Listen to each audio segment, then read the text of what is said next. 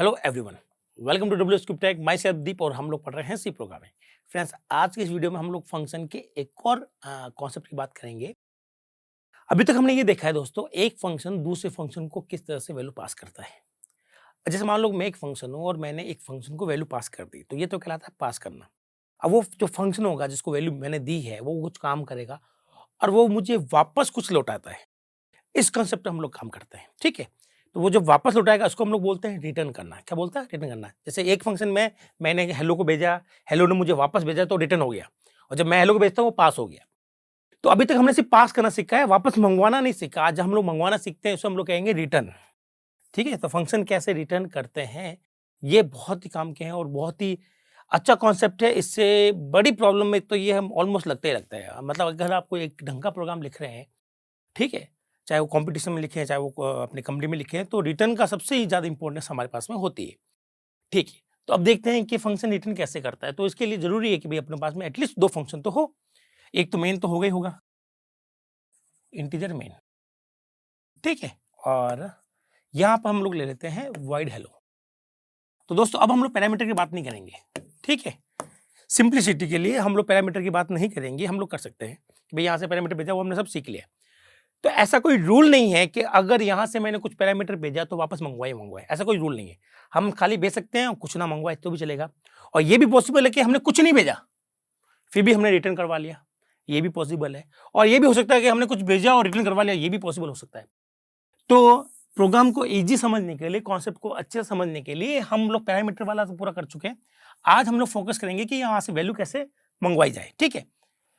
तो मैं आपको एक सिंपल सा एग्जांपल दूंगा। जैसे कि मैंने यहाँ पे लिखा हेलो, तो दोस्तों यहाँ से क्या कॉल हुआ? हेलो फंक्शन कॉल हुआ है, ठीक है भाई, यहाँ से कॉल हो गया। अब हेलो फंक्शन अपना काम करेगा। काम करने के बाद में मैं चाहता हूँ कि हेलो कोई वैल्यू को रिटर्न करे वापस, ठीक है। तो रिटर्न कैसे करते हैं? उसके लिए हमें यहाँ पर रिटर्न टाइप की रिक्वायरमेंट होती है। रिटर्न टाइप ये फाइनल करता है कि आपको किस तरह की वैल्यू रिटर्न करनी है। मतलब आप ये समझ लीजिए, हेलो ये फाइनल करेगा कि यहाँ पर जो रिटर्न टाइप है वो ये फाइनल करेगा कि हेलो किस तरह की वैल्यू रिटर्न करेगा। तो सबसे पहले तो मैं यहाँ लिखता हूँ वॉइड। वॉइड का मतलब है कि ये फंक्शन काम करने के बाद में कुछ रिटर्न नहीं करेगा, ठीक है।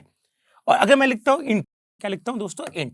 इसका मतलब है हेलो फंक्शन जब पूरा चल जाएगा, पूरा काम खत्म हो जाएगा, उसके बाद में ये एक इंटीजर वैल्यू दे देगा जहां से कॉल हुआ है। तो ये अगर यहां से कॉल हुआ है तो यहाँ पे एक इंटीजर वैल्यू पहुंचा देगा, ठीक है। तो उस केस में आपको यहाँ पर वो वैल्यू क्या होगी वो आपको ऐसे लिखनी पड़ती है। रिटर्न स्टेटमेंट का काम लेना पड़ता है हमें, और आगे हमें वो लिखनी पड़ती है वैल्यू जो कि हम लोग पहुंचाना चाहते हैं। जैसे कि मैंने यहाँ से हेलो पे गया और मैंने लिख दिया रिटर्न 25, ठीक है। अब देखते हैं ये प्रोग्राम चलता कैसे है। तो शुरुआत मेन से होगी, हम लोग हेलो पाएंगे। हेलो से उठ के गए हेलो की बॉडी पर, डेफिनेशन पर। यहाँ हमने कुछ नहीं किया, यहाँ हमने क्या लिखा? 25। तो ये कह रहा है कि 25 को रिटर्न करो। तो दोस्तों 25 किस तरह का है? एक इंटीजर तरह का। तो इसके लिए आपने यहाँ पर टाइप बताया इंट है। इंट करने पर होता क्या है? यहाँ पे एक बॉक्स बन जाता है दोस्तों। क्या बन जाता है? एक बॉक्स बन जाता है। तो ये 25 इस बॉक्स में आ जाएगा, इस वेरिएबल में आ जाएगा। समझ लो आप एक तरह का वेरिएबल बना रहा है टाइप। तो ये जो 25 है वो इस जब इंट लिखते हैं तो यहाँ पे एक इंटीजर वेरिएबल मान लेते हैं कि बन गया होगा जिसमें 25 आ गया। अब इस वेरिएबल को यहाँ से या इस वैल्यू को यहाँ से हम लोग पास कर देते हैं वहां पर जहां से इसको बुलाया गया था। तो अब ये लाइन हट जाएगी और यहाँ पर क्या आ जाएगा? जो कि हमने वैल्यू वहां से फेंकी थी, रिटर्न करी थी। तो ये कहलाता है रिटर्न करना, ठीक है। चले अब मैं एक दो आपको प्रैक्टिकल प्रोग्राम करके दिखा देता हूं ताकि आपका कॉन्सेप्ट और अच्छे से क्लियर हो जाए। बहुत ही छोटा कॉन्सेप्ट है। इस बार मैं क्या करता हूं, डायग्राम अच्छा बनाने के लिए मेन को इस तरफ लिखता हूं, लेकिन जब आप इसकी प्रैक्टिस कर रहे हैं दोस्तों तो आप मेन को नीचे लिखिएगा, अदरवाइज आपको डिक्लेरेशन देने पड़ जाएंगे, ठीक है। तो आप मेन को यहां लिखेंगे और हेलो को यहां लिखेंगे। तो ये बन गया हेलो। अब मैं आपसे पूछता हूं कि हेलो से किस तरह की वैल्यू रिटर्न करवानी है, ठीक है। तो आपने कहा कि सर हम लोग इससे चाहते हैं कि ये 25 रिटर्न करे, ठीक है। तो आपने यहाँ लिख दिया रिटर्न, ठीक है। और आपको टाइप बताना पड़ता है कि आपको किस तरह की वैल्यू रिटर्न करनी, तो वो आपको यहाँ बताना पड़ता है, ठीक है। अब यहाँ से हम लोग हेलो को कॉल करेंगे और देखते हैं कि प्रोग्राम का आउटपुट क्या है, ठीक है। तो दोस्तों शुरुआत हुई मेन से, यहाँ आएंगे हेलो के ऊपर। यहाँ से हम लोग हेलो में मूवमेंट ले रहे हैं, नीचे आए उसने कहा 25। तो ये रिटर्न स्टेटमेंट करता है क्या है? ये क्या करेगा, यहाँ पर एक इंट नाम का वेरिएबल बन जाएगा जिसका कोई नाम नहीं होगा, ठीक है। उसमें 25 डालेगा और इसको पास कर देगा जहां से ये बुलाया गया था। तो अब ये जो लाइन है वो कुछ ऐसी हो जाएगी, ये हट जाएगी, ठीक, आपको दिखेगी नहीं लेकिन बिहाइंड द स्क्रीन हट गई है और ये ऐसा हो जाएगा। ठीक है, और फिर हमारा प्रोग्राम खत्म हो गया। लेकिन हमने ये जो वैल्यू मंगवाई है उसका साथ में हमने कुछ नहीं किया, ना तो हमने इसको प्रिंट किया, ना कहीं हमने यूज़ किया। तो अब थोड़ा-सा एक और अच्छा प्रोग्राम देख लेते हैं जिसमें इसको यूज़ कर रहे हैं। तो दोस्तों मैं क्या करता हूँ, इसको यहाँ पर लिखता हूँ इंटीजर a, ठीक है, फिर लिखा a इक्वल टू हेलो। ठीक है, अब इसको चलाते हैं हम लोग। शुरुआत में से भी हम लोग यहाँ आए, हमने a बनाया। a में क्या है, अभी गार्बेज वैल्यू है। फिर ये है असाइनमेंट ऑपरेटर, इसकी ये साइड कहलाती है राइट हैंड साइड, ये कहलाती है लेफ्ट हैंड साइड। इसको बोलते हैं एल वैल्यू, ये है आर वैल्यू। तो पहले हमेशा ये चलता है, ठीक है। तो यहाँ से पहले ये एग्जीक्यूट होगा। ये कह रहा है कि भाई हेलो पे जाइए, आप हेलो पे चले गए, ठीक है। फिर आपने हेलो में कुछ नहीं किया, आपने केवल लिखा है 25 को रिटर्न कीजिए। तो 25 क्या होगा, इस इंटीजर वेरिएबल में फिट हो जाएगा और इस 25 को हम लोग यहाँ रख देंगे। तो अब ये लाइन हट गई है, उसके क्या आ गया 25। तो इंटरनली अब ये लाइन कुछ ऐसी पढ़ी जाएगी। इसका मतलब क्या हुआ कि ए में क्या चला गया 25। अगर मैं ए को प्रिंट करता हूँ, प्रिंट ऑफ ए की वैल्यू क्या प्रिंट होगी दोस्तों, 25 प्रिंट होगी। इस तरह से हम लोग वैल्यू मंगवाते हैं, ठीक है। तो अब सीखते हैं कि और क्या कॉन्सेप्ट है। तो अगर आप कभी भी कुछ वैल्यू मंगवाना चाहते हो तो आपको इस तरह का कुछ लिखना पड़ेगा, ताकि जब वैल्यू वापस आए तो आप उसको किसी वेरिएबल में कैप्चर कर सके, ठीक है। तो हम इस तरह का कुछ लिखेंगे। तो आपको हमेशा किसी वेरिएबल में वैल्यू को होल्ड करना है। अब चाहे तो इसको प्रिंट करें, चाहे तो इसमें कुछ काम करें। चलिए एक दो प्रोग्राम और देखते हैं, थोड़ा सा कॉम्प्लेक्स लेवल पर चलते हैं हम लोग। हमने लिखा इंटीजर मेन, ठीक है, और यहाँ हमने लिखा इंटीजर ए, और यहाँ लिख दिया ए इक्वल टू हेलो, और बाद में हम लोग ए की वैल्यू देख रहे हैं, ठीक है। प्रिंट ऑफ ए की वैल्यू, तो यहाँ आ जाएगा रिटर्न 0, और ये आ गया हमारा मेन खत्म। अब ये जो हेलो फंक्शन है वो मैं यहाँ बना रहा हूँ, आपको इस मेन के ऊपर बनाना है, ठीक है। यहाँ मैंने लिखा हेलो फंक्शन, और मैं चाहता हूँ कि ये हमें एक इंटीजर वैल्यू रिटर्न करे। तो आप यहाँ पर क्या लिख सकते हो, रिटर्न, और कोई भी एक यहाँ पे वैल्यू लिख सकते हो, ठीक है। तो दोस्तों यहाँ पर क्या क्या आ सकता है, यहाँ आप लोग कोई भी एक डायरेक्ट वैल्यू लिख सकते हो, जैसे 25। आप यहाँ पर कोई एक्सप्रेशन लिख सकते हो, जैसे 2 + 3 × 5, कोई एक्सप्रेशन भी लिख सकते हो। आप यहाँ पर कोई वेरिएबल भी लिख सकते हो, कैसे, जैसे मैंने यहाँ पर ले लिया इंटीजर x, ठीक है, और जिसकी वैल्यू मैंने ले ली 2, और यहाँ ले लिया इंटीजर y, जिसकी वैल्यू मैंने ले ली 3। तो आप यहाँ पे x लिख सकते हैं, इसका मतलब आप x की वैल्यू भेज रहे हैं। अगर आप y लिखेंगे तो मतलब y की वैल्यू भेज रहे हैं। अगर आपने x + y लिखा तो x + y मतलब 2 + 3 5, इसका मतलब आप लोग 5 भेज रहे हैं, ठीक है। तो यहाँ पर क्या आ सकता है वो आपको बता रहा हूँ। और ऐसा भी बहुत बार आपका होता है दोस्तों, काफी लोग नहीं जानते, वो ये कि अगर आपको कुछ नहीं भेजना है, ठीक है, जैसे कि हमने यहाँ लिखा टाइप वॉइड, तो वॉइड का मतलब क्या है कि ये हेलो कोई भी वैल्यू नहीं पास करेगा।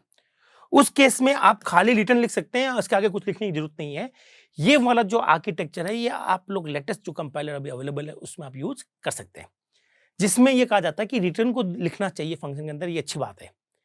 अगर वो वॉइड भी है तो उस केस में आप इस तरह का रिटर्न लिखेंगे जिसमें कोई भी वैल्यू आप नहीं लिख रहे, ठीक है। तो ये हमारा कॉन्सेप्ट होता है रिटर्न का। अब मैं आपको कुछ दिखाता हूं। यहाँ पर हमने ले लिया, सपोज करो फ्लोट, क्या ले लिया हमने, फ्लोट ले लिया, ठीक है। और यहाँ पर हम लोग क्या करते हैं, यहाँ हमने ले लिया, सपोज करो कोई वेरिएबल ले लिया है, सपोज करें हमने एक ले लिया फ्लोट ए, जिसकी वैल्यू हमने ले ली है 2.0f, ठीक है। फिर हमने लिख दिया है रिटर्न a × 10, क्या लिख दिया, a × 10। तो यहाँ पर क्या होगा, जो भी a की वैल्यू वो 10 से मल्टीप्लाई होगी और वो फ्लोट में जाकर यहाँ पर रिटर्न होगी। तो जहां पर ये वैल्यू रिटर्न हो रही है, देखो क्या हो रहा है, रिटर्न a की वैल्यू 2.0 इंटू आप मल्टीप्लाई करेंगे तो ये वैल्यू बन गई 20.0, ठीक है। इसको आप लोग फ्लोट में डाला तो ये फ्लोट का मतलब 20.0 f है ना। अब इसको आपने यहाँ लौटा दिया तो यहाँ पर क्या आया 20.0 f। अब यहाँ पर क्या होता है, ये तो एक फ्लोट वैल्यू, ये एक इंटीजर टाइप का है, तो यहाँ पर कन्वर्जन शुरू हो जाता है दोस्तों। क्या कन्वर्ट शुरू हो जाएगा, तो ये 20.0 जो है वो 20 में कन्वर्ट हो जाएगा और यहाँ पर a के अंदर 20 आ जाएगा। लेकिन ऐसा करना नहीं है। हम चाहते हैं कि जिस तरह की वैल्यू यहाँ पर आ रही है, हम यहाँ पर वेरिएबल भी उसी टाइप का बनाएं। आप इसका ध्यान रखेंगे, नहीं तो फिर आपको कई बार ऐसा हो सकता है कि यहाँ से जो वैल्यू आ रही है, जैसे सपोज करो 20.5 आता, कितना आता है 20.5, तो यहाँ पर भी 20.5 होता है। 20.5 को जब आप इंटीजर में कन्वर्ट करते हैं तो क्या हो जाता, वो 20 हो जाता है, मतलब कुछ इंफॉर्मेशन आपकी लॉस हो जाती है। तो अपन को हमेशा याद रखना है कि भाई यहाँ पर जिस तरह की वैल्यू आ रही है ये फंक्शन जिस तरह की वैल्यू लौटा रहा है, आपको जिसमें होल्ड करना है उसमें आपको टाइप भी सेम रखना पड़ेगा। अब मैं आपको बताता हूं एक और कॉन्सेप्ट हमारे पास में कि इसका और इसके बीच में क्या संबंध है। ठीक है, चलिए हम लोग बात करते हैं इसकी। तो ये मैं एक्स्ट्रा हटा देता हूं। ठीक है, तो आपने यहां लिखा है, सपोज करो आपने लिखा इंट और यहां आपने लिख दिया है रिटर्न 20.5। ठीक है, तो दोस्तों होता क्या है इस केस में, कंपाइलर क्या करता है, कंपाइलर जब कंपाइलिंग करता है, ठीक है, जब इस लाइन की कंपाइलिंग होगी तो वो समझ जाएगा कि इसका पैरामीटर क्या है भाई, इंटीजर टाइप का। इसका मतलब इसमें जो भी रिटर्न आएगा वो एक इंटीजर टाइप का होना चाहिए। तो कंपाइलर नोट करता हुआ जाता है जैसे जैसे वो कंपाइलिंग कर रहा है।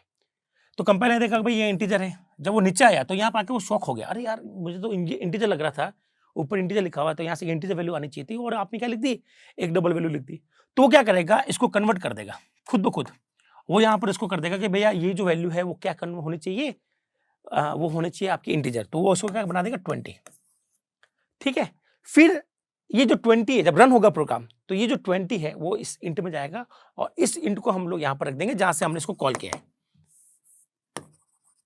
यहां पर हम लोग रख देंगे 20 को। तो ये जो 20 है ये इस वाले इंट में आ जाएगा और 20 को हमने यहां रखना है, ये हट जाएगा। तो ये पड़ा जाएगा a इक्वल टू 20। तो a की वैल्यू कितनी होगी 20 और जब आप इसको प्रिंट करेंगे तो क्या आएगा 20।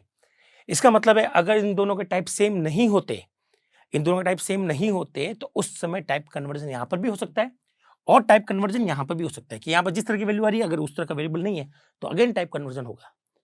तो आप जितना ज्यादा टाइप कन्वर्जन कराएंगे आपको भी उतनी ज्यादा कंफ्यूजन रहेगी, प्लस कंपाइलर को भी मेहनत करनी पड़ेगी।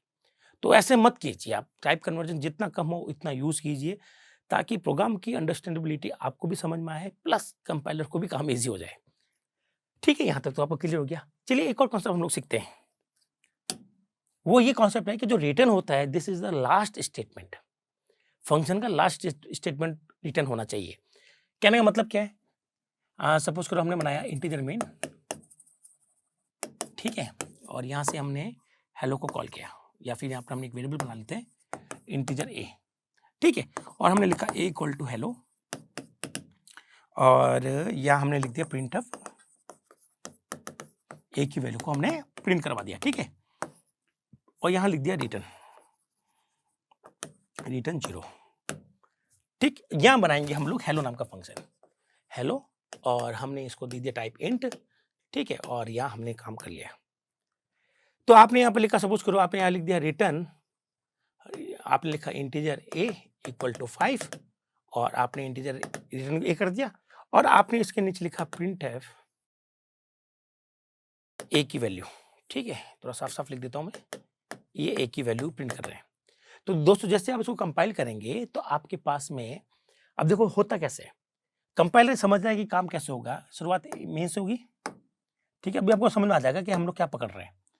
फिर यहाँ पर ए बनाया, ये बन गया मेरा ए, फिर हम लोग आए यहाँ पर कॉलिंग पर, कॉलिंग से उठकर हम लोग कहाँ चले गए, डेफिनेशन पर चले गए, यहाँ हमने लिखा ए की वैल्यू 5, तो यहाँ पर हमने ए बनाया जिसकी वैल्यू 5 थी, आपने कहा ए की वैल्यू को रिटर्न करो, तो यहाँ पर इंट लिखा हुआ है, इसका मतलब यहाँ पर 4 बाइट एलोकेट हो गई और आपने जो भी वैल्यू लिखी वो इसमें आ जाएगी, 5 आ जाएगी और फिर वो वापस यहाँ आ जाएगा। तो दोस्तों बताइए क्या आप कभी इस कोड पे पहुंचे, नहीं पहुंचे, तो ये कोड कहलाता है अनरीचेबल कोड, ठीक है। इसका मतलब है कि जब रिटर्न आ जाता है तो फंक्शन आपका वहीं खत्म हो जाता है क्योंकि हम लोग यहीं से लौट जाते हैं। तो इसके बाद में अगर आपने कुछ लिखा है तो वो स्टेटमेंट चलते नहीं है। क्यों नहीं चलते, क्योंकि आपका जब प्रोग्राम रन होगा तो वो यहीं से लौट जाएगा, ये स्टेटमेंट कभी भी आप लोग चला नहीं पाएंगे, ठीक है, ये स्टेटमेंट कभी भी आप लोग चला नहीं पाएंगे क्योंकि जब प्रोग्राम यहां से चलेगा रिटर्न तो यहीं से हो जाएगा, वहीं से वापस चला जाएगा, तो ये अनरीचेबल कोड कहलाता है। तो कुछ कंपाइलर तो यहाँ कहते हैं कि चलो कोई बात नहीं है चला लो, उसके अकॉर्डिंग आउटपुट आ जाएगा, जैसे कि हम लोग नीचे आएंगे ए की वैल्यू जो भी थी 5, ये 5 एम आएगा, ए प्रिंट हो जाएगा, पर ये वाला कभी प्रिंट नहीं होगा हमारा। और कुछ कंपाइलर कहते हैं कि भाई अनरीचेबल कोड है तो ये तो एरर हो गई क्योंकि ये कोड कभी चलेगा नहीं, तो नहीं चलेगा तो इसका करना क्या है, ना करना है, तो वो कंपाइलर टू कंपाइलर डिपेंड करते हैं, ठीक है। तो आप ऐसा नहीं करेंगे, रिटर्न हमारा लास्ट स्टेटमेंट होना चाहिए, ठीक है। या फिर आप जब रिटर्न को लिखना चाहते हैं तो उस केस में जनरली जब हम लोग रिटर्न चाहते हैं कि रिटर्न के नीचे कुछ आ रहा है, ठीक है, अपना प्रोग्राम भी ऐसा कुछ बन रहा है, तो उस केस में हम लोग इफ एल्स का सहारा लेते हैं।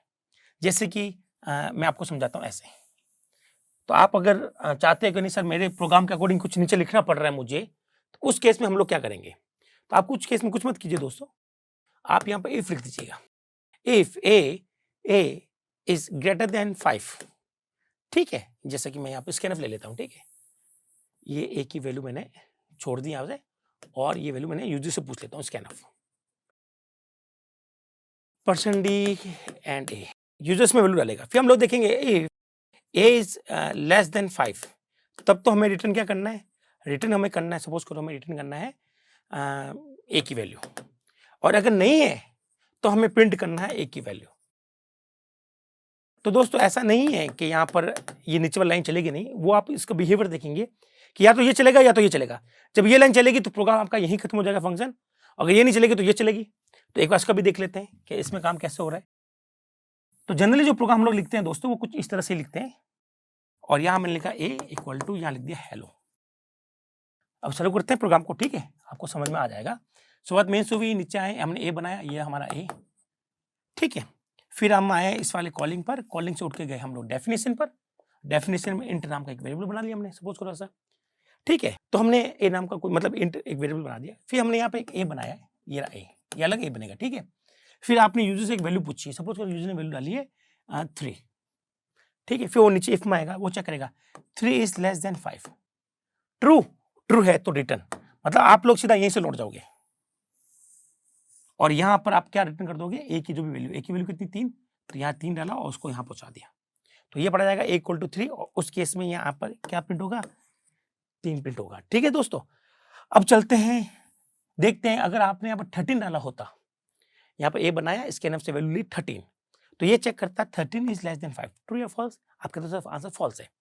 फॉल्स होता तो उस केस में ये तो चलता नहीं, एल्स चलता, तो आपकी ए की वैल्यू क्या 13 यहाँ पर प्रिंट हो जाती, फिर आपका फंक्शन खत्म हो गया, फिर आप लोग यहां आते। अब जब यहां आए तो आप क्या लेके आए दोस्तों, आप यहां पर क्या लेके आए, तो ये बड़ी दिक्कत हो जाएगी। तो यहां आपको ध्यान रखना है कि अगर हम लोग कुछ ऐसा प्रोग्राम बनाए, ठीक है, तो अगर ये रिटर्न नहीं चल रहा तो हमारे पास में 2 रिटर्न होने चाहिए, ताकि इफ होने पर ये चले और नहीं होने पर वो चले। अगर आपने ऐसा किया तो देखो आपका ये रिटर्न कभी चल नहीं रहा है, नहीं चल रहा है, नहीं चल रहा, तो यहाँ से क्या वैल्यू जा रही है आपको उससे कुछ पता ही नहीं चल रहा, क्योंकि वैल्यू तो आपने यही प्रिंट कर दी, आपने इस केस में कुछ रिटर्न नहीं कर रहे हो, क्योंकि ये लाइन चल नहीं रही है और कहीं रिटर्न है नहीं हमारे पास में, तो हमारा कंपाइलर इस बिहेवियर को समझ नहीं पाता और अगेन हमारे पास में प्रॉब्लम क्रिएट हो जाती है। तो इससे बचने के लिए हमेशा हम लोग क्या करते हैं, कभी कभी 2 रिटर्न का भी सहारा लेते हैं, ठीक है। या फिर आप ये समझे कि आप इसको ऐसा लिख दें, आपने यहाँ लिखा रिटर्न, रिटर्न आपने कर दिया ए, और नहीं है तो आप रिटर्न कर दें, सपोज करो a + 10, जो भी आपकी प्रॉब्लम है उसके अकॉर्डिंग आप यहाँ पे लिख देंगे। तो उस केस में या तो ये रिटर्न चलेगा या तो ये रिटर्न चलेगा, दोनों केस में कोई ना कोई रिटर्न चलना है और कोई ना कोई वैल्यू जानी है। तो अगर कोई वैल्यू नहीं आ रही है दोस्तों, जैसे कि इस केस में अगर यहाँ पे मैं प्रिंट ऑफ लिख देता हूँ, प्रिंट ऑफ, ठीक है, और तो इस जब ये कंडीशन फॉल्स होगी तो हमारा ये वाला प्रिंट ऑफ चलेगा, तो फिर हमारा फंक्शन खत्म हो गया। जब हम लोग वापस आएंगे तो यहाँ पर क्या रखेंगे दोस्तों, और जब हम लोग खाली ऐसा तो छोड़ नहीं सकते, उसको छोड़ेंगे तो एरर है। तो आपको हमेशा ध्यान रखना है कि हमारे पास में अगर रिटर्न है, ठीक है, अगर ये हमारा इन टाइप का है तो आपको यहाँ पर कुछ ना कुछ रिटर्न करना पड़ेगा, चाहे वो कैसे भी करें। तो कई बार हमें 2 या 3 रिटर्न दिखाई देते हैं, इट्स ओके, लेकिन चलेगा केवल एक ही रिटर्न जो पहली बार अकर हो गया। जैसे ये चल जाएगा तो नीचे वाला कोड तो कुछ काम का नहीं रहता। तो इस केस में यहाँ पर कोई अनरीचेबल कोड नहीं होगा अगर मैं यहाँ पर रिटर्न लिख दूं और मेरा प्रोग्राम भी बिल्कुल सही होगा। अदरवाइज आप थोड़ा सा ध्यान रखिएगा कि भाई आप रिटर्न लिख दीजिएगा, खाली रिटर्न लिखकर उसके नीचे कुछ मत लिखिएगा। तो आप इसको इफ एल्स के साथ में एडजस्ट कर सकते हैं प्रोग्राम के अकॉर्डिंग, और अगर आपका एडजस्ट नहीं हो रहा है तो आपको फिर अपने प्रॉब्लम के लॉजिक को थोड़ा सा बदलना पड़ेगा, ताकि आपको हर केस में कुछ ना कुछ रिटर्न मिले। तो आई होप आपको ये रिटर्न वाला कॉन्सेप्ट समझ में आ गया होगा, ठीक है। अब हम लोग एक छोटा सा प्रोग्राम बना लेते हैं स्क्वायर का, जिसमें हम लोग पास करना भी सीख लेते हैं और रिटर्न करवाना भी सीख लेते हैं, ठीक है, ताकि आपको ऐसा नहीं लगेगा कि भाई अपने पासिंग और रिटर्न एक साथ में नहीं सीखा, ठीक है। तो मैंने यहाँ पर एक वैल्यू ले ली ए। अब इस ए की वैल्यू मैं यूजर से पूछूंगा कि यूजर आप बताइए इस ए में क्या डालना है, ठीक है, यूजर जो भी डाल देगा। फिर मैं क्या करूंगा, जो भी डालेगा ए में, तो मैंने यहाँ पर लिख दूंगा SQ, स्क्वायर फंक्शन ना, SQAR या SQR शॉर्ट में लिख देते हैं, और एक को यहाँ भेज दूंगा। अब ये जो फंक्शन होगा वो हमारे नंबर को डबल करेगा और वापस हमें आंसर दे देगा, और जो भी आंसर आएगा हम लोग वापस ए में पकड़ सकते हैं, और चाहे तो आप एक नया वेरिएबल बी ले लें, बी में पकड़ लीजिए, ठीक है, और फिर आप इसको प्रिंट कर दीजिए। चाहे तो आप ए भी काम में ले सकते हो दोस्तों, अब चाहे तो आप बी भी काम में ले सकते हो। तो ये हमारा हो गया रिटर्न 0। ठीक है, अब यहां हम लोग बना लेते हैं ये फंक्शन स्क्वायर नाम का। तो हमने लिखा इंट SQR स्क्वायर, और यहां से वैल्यू हमें पकड़नी है, एक ही वैल्यू, एक किस तरह की इंटीजर है, तो आपको यहाँ एक इंटीजर x ले लेना है या a ले लो। ठीक है, फिर आपको रिटर्न क्या करना है, रिटर्न करना है स्क्वायर, मतलब x इंटू एक्स। ठीक है, रिटर्न करेंगे, काम खत्म। तो ये प्रोग्राम कैसे चलेगा एक बार देख लेते हैं।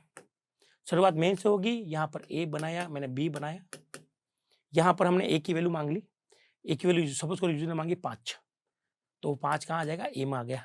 ठीक है, फिर हमने स्क्वायर फंक्शन को कॉल किया, कॉल करते समय हमने a की वैल्यू फेंक दी। अब a की वैल्यू कितनी थी दोस्तों, 5, तो इस वाले x में कितना आ गया, 5, तो ये हो गया 5 इंटू 5 25।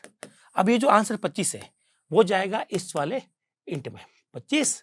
अब ये जो इंट है वो यहाँ सप्लाई कर दिया जाएगा, ये हट जाएगा और इसकी जगह क्या आ जाएगा, ये हट गया, इंटरनली हट जाएगा, आपको दिखेगा नहीं दोस्तों 25। इसका मतलब ये लाइन कैसे बढ़ जाएगी, b इक्वल टू 25, तो मतलब b का मान कितना हो गया, b की वैल्यू कितनी होगी 25। जब इसको हम लोग प्रिंट करेंगे तो ये 25 प्रिंट हो गया।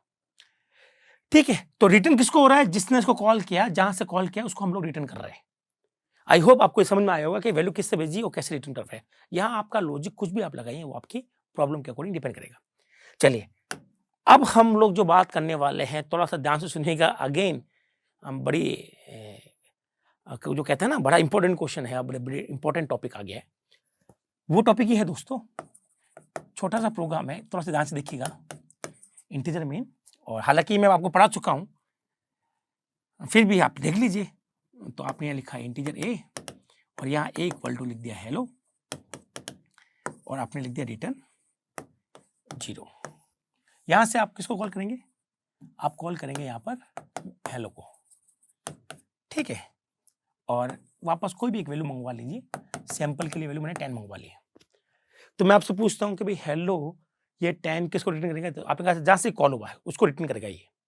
इसका मतलब आप यहां से उठकर यहां जाएंगे और ये वापस आपको यहां ले आएगा, तो रिटर्न आपको यहां मिल जाएगा। तो मेन ने कॉल किया तो वापस रिटर्न भी मेन को मिलेगा। ठीक है भाई, यहां तो हमने पढ़ लिया। अब ध्यान से देखिए, मेन किसको रिटर्न कर रहा है, तो मेन क्या रिटर्न कर रहा है, 0। 0 क्या, एक इंटीजर, तो आपने यहां पर क्या ले लिया, इंटीजर। अब क्वेश्चन ये है कि मेन किसको रिटर्न कर रहा है। ठीक है, तो ये क्वेश्चन आपसे जनरली पूछा जाता है, या फिर आपको ये पूछा जाएगा भाई कौन है जिसने मेन को कॉल किया, कौन है जो मेन को कॉल करेगा, तो मेन उसी को रिटर्न करेगा ना। मेन ने किसको रिटर्न किया, उसी तरह से जिस तरह से मैं आपसे पूछ रहा हूं कि भाई मेन ने किसको कॉल किया, आपने कहा हेलो को कॉल किया, तो हेलो किसको रिटर्न करेगा, आपको कैसा मेन को रिटर्न करेगा। ठीक है, तो मैं आपसे पूछ रहा हूं कि मेन ने किसको कॉल किया, आपको ऐसा पता नहीं। और आपसे अगर मैं ये पूछूं कि रिटर्न मेन किसको करा, जिसने कॉल किया उसको रिटर्न करेगा ये, और क्या करेगा, 0। 0 बोले तो इंटीजर वैल्यू।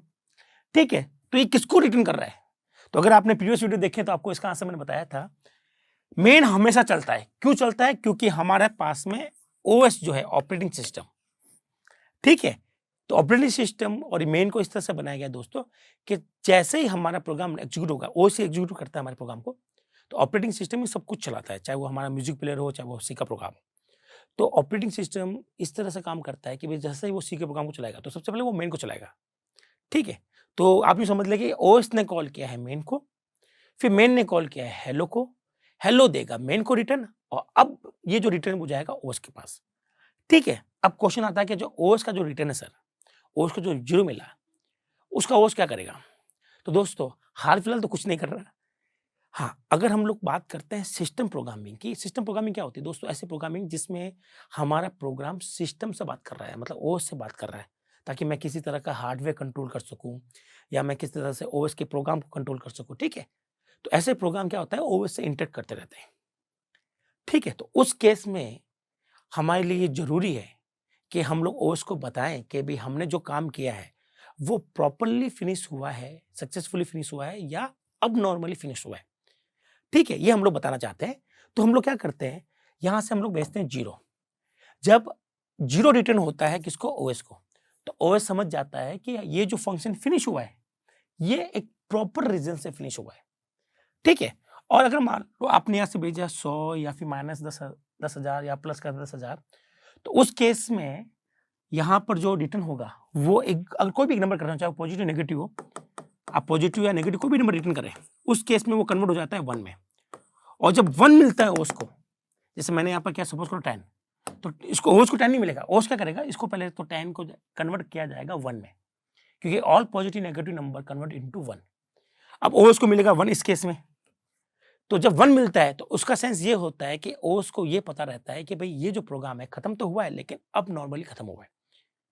तो जनरली हम लोग क्या करते हैं, मेन के अंदर 2 रिटर्न लिखते हैं, एक में लिखते हैं 1, एक में लिखते हैं 0। तो अगर प्रोग्राम पूरा प्रॉपर्ली खत्म हो तो हम लोग इस तरह से इसको डिजाइन करेंगे कि भाई इसको क्या मिल जाए, 0 मिल जाए। हाँ, प्रोग्राम में अगर कुछ एरर आती है, कुछ कंफ्यूजन होती है, कुछ तकलीफ हो, कोई दिक्कत हो, तो हमने क्या रिटर्न करना है, हमें रिटर्न करना है 1, ताकि एरर हो। और प्रॉब्लम बिल्कुल सही है, कोई भी नहीं, सब कुछ सही चल रहा है, तो हमें रिटर्न करना है 0। तो कई बार आपने देखा होगा जो बड़े कॉम्प्लेक्स प्रोग्राम होते हैं, जो सिस्टम प्रोग्राम होते हैं, उसमें मेन में 2 रिटर्न लेके जाते हैं इफ के साथ में। इफ वो कंडीशन चेक करेंगे, अगर वो कंडीशन सही है तो वो नॉर्मली या तो 0 प्रिंट करेगा, या अगर फॉल्स हुई तो वो 1 रिटर्न करेगा। तो क्वेश्चन यहाँ पे ये अराइज होता है, क्योंकि वो प्रोग्राम हम लोग अभी करेंगे नहीं दोस्तों, सिस्टम प्रोग्रामिंग है, थोड़ा सा कॉम्प्लेक्स है, ठीक है, अभी हम लोग उसको नहीं सीख सकते। बस आप इतना समझ लीजिए कि यहाँ से अगर रिटर्न होता है 1, चाहे पॉजिटिव नेगेटिव नंबर कुछ भी रिटर्न करोगे तो वो रिटर्न करता है 1। 1 का मतलब होता है अब नॉर्मल टर्मिनेशन ऑफ प्रोग्राम, वो ओस को पता चलता है। और यहाँ से 0 रिटर्न कर रहा है, इसका मतलब क्या होता है कि भाई प्रोग्राम जो है, जैसे मैंने 0 रिटर्न किया, इसका मतलब प्रोग्राम जो है वो प्रॉपर्ली खत्म हुआ है। अब आप कहेंगे सर क्या फर्क पड़ता है, हमें कोई अभी तो कोई फर्क नहीं पड़ेगा, ये जिसको आप जो प्रोग्राम देख रहे हैं यहाँ पर कोई फर्क नहीं पड़ता कि हमने 0 रिटर्न किया या 1 रिटर्न किया। आप चाहे तो या 1 रिटर्न कर दे तो भी कोई दिक्कत नहीं आएगी, 0 रिटर्न कर दे तो भी दिक्कत नहीं आएगी। लेकिन जब आप सिस्टम प्रोग्राम लिख रहे होंगे उस समय ये इंपॉर्टेंट होता है दोस्तों। इसी वजह से कुछ कंपाइलर ऐसे भी हैं जो अलाउ करते हैं कि भैया मेन क्या रहे, वॉइड रहे। इसका मतलब मेन क्या रिटर्न कर रहा है, कुछ नहीं रिटर्न कर रहा है। तो ये पुराने जो कंपाइलर होते थे उसके लिए था कि भैया वहाँ पर आपका वॉइड भी हो सकता है, इंट भी हो सकता है ना। तो काफ़ी हम लोग आपने पढ़ा होगा कि वॉइड लेते हैं और हम लोग यहाँ पर रिटर्न नहीं लिखते। लेकिन कुछ कंपाइलर ये फोर्स करते हैं कि भाई हमें ओएस को देना ही पड़ेगा। उस केस में कुछ कंपाइलर में आपको यहाँ पर हमेशा इंट मेन ही बनाना पड़ता है। जैसे टर्बो की बात करूं तो टर्बो में आप इंट मेन भी बना सकते हैं, वॉइड मेन भी बना सकते हैं। पर डेव सी प्लस प्लस हो गया या कुछ स्पेसिफिक कंपाइलर हो गए, उसके लिए हमें इंट मेन ही लिखना पड़ता है और रिटर्न 0 लिखना पड़ता है। अब रही बात कि वॉइड मेन ज़्यादा अच्छा रहेगा या इंट मेन ज़्यादा अच्छा रहेगा, तो दोस्तों इंट जिसमें कुछ रिटर्न हो रहा है वो ज़्यादा अच्छा रहता है, ठीक है, ताकि कल को कुछ प्रोग्राम के अंदर सिस्टम प्रोग्राम भी हम लोग करना चाहें तो ज़्यादा एक अच्छी प्रैक्टिस बन जाती है। तो आप एक हैबिट डाल दीजिएगा कि इंट को एक मेन लेना है और हमें रिटर्न क्या करना पड़ेगा, रिटर्न करना पड़ेगा 0। ठीक है, आई होप आपको ये समझ में आया होगा कि भाई ये मेन का क्या कॉन्सेप्ट है और मेन को कॉल कौन करता है, ओस कॉल करता है, और मेन किसको रिटर्न करता है, ओस को रिटर्न करता है, और क्या रिटर्न करता है उसे ओस क्या समझेगा वो भी हमने देख लिया। तो दोस्तों ये तो सारी बातें हो गई हमारे पास में रिटर्न को लेकर कि रिटर्न कैसे काम करता है, किस तरह से काम करता है। आई होप अगर आप इस कॉन्सेप्ट को अच्छे से सीख गए हैं तो आप एक अच्छे से अच्छे प्रोग्राम लिख सकते हैं। तो अभी अगेन फंक्शन खत्म नहीं हुआ है, हम और चर्चा करने वाले हैं फंक्शन पर। तो दोस्तों सी बहुत वास्ट है, बहुत अच्छे-अच्छे टॉपिक दे रखे हैं। आप जितना चाहें उतना सीख सकते हैं। ठीक है? तो आज इस वीडियो को हम लोग यहीं खत्म करते हैं। जल्दी मैं आपसे दोबारा मिलूँगा एक नए टॉपिक के साथ में, मज़ेदार टॉपिक के साथ में। तब तक के लिए थैंक यू।